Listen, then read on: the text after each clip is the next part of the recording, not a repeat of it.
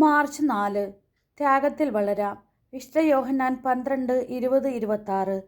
തിരുനാളിൽ ആരാധിക്കാൻ വന്നവരിൽ ഏതാനും ഗ്രീക്കുകാരുമുണ്ടായിരുന്നു. ഇവർ ഗലീലയിലെ ബേത്സായിദയിൽ നിന്ന് ഫിലിപ്പോസിൻ്റെ അടുക്കൽ ചെന്ന് പറഞ്ഞു, പ്രഭോ, ഞങ്ങൾ യേശുവിനെ കാണാൻ ആഗ്രഹിക്കുന്നു. ഫിലിപ്പോസ് പോയി അന്ത്രയോസിനോട് പറഞ്ഞു. അന്ത്രയോസും ഫിലിപ്പോസും കൂടി യേശുവിനെ വിവരം അറിയിച്ചു. യേശു പറഞ്ഞു, മനുഷ്യപുത്രൻ മഹത്വപ്പെടാനുള്ള സമയമായിരിക്കുന്നു. സത്യം സത്യമായി ഞാൻ നിങ്ങളോട് പറയുന്നു, ഗോതമ്പ് മണി നിലത്ത് വീണ് അഴിയുന്നില്ലെങ്കിൽ അത് അതേപടിയിരിക്കും.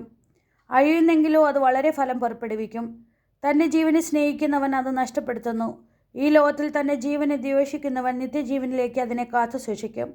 എന്നെ ശുശ്രൂഷിക്കാൻ ആഗ്രഹിക്കുന്നവൻ എന്നെ അനുഗമിക്കട്ടെ.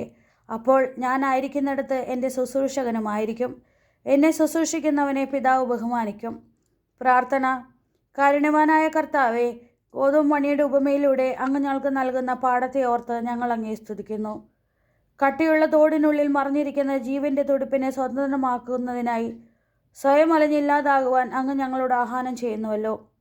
ലോകത്തിനും സമൂഹത്തിനും കുടുംബത്തിനും സ്വയം വ്യയം ചെയ്ത് ജീവൻ്റെ സമൃദ്ധി നുകരുവാൻ ഞങ്ങളെ അനുഗ്രഹിക്കണമേ.